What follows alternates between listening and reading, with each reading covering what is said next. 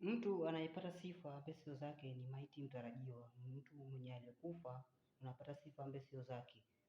Wewe ukifa, hata sasa hivi ukifa sasa hivi wewe ndio utasifia kuliko yule hata kuwa alikuwa nani, alikuwa na sifa mbaya.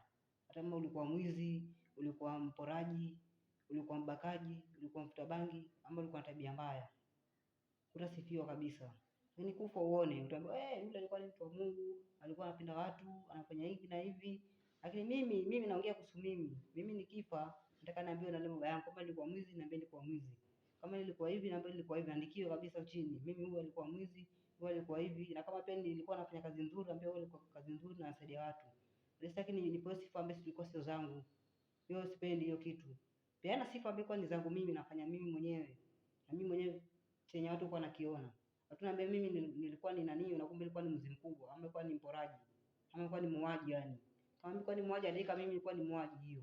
Usiandike ati mimi nilikuwa ni nani hiyo, ni profesa fulani anasaidia watu, anafanya hivi na hivi, hapo usanye kwa hauna, ama nilikuwa ni mcha Mungu, anapenda watu.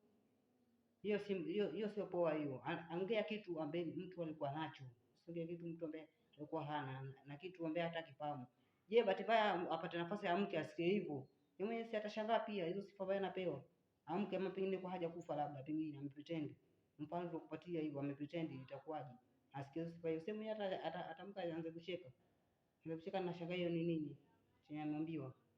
Bwana acheni ujinga huo. Wewe ni ujinga, uacheni huo.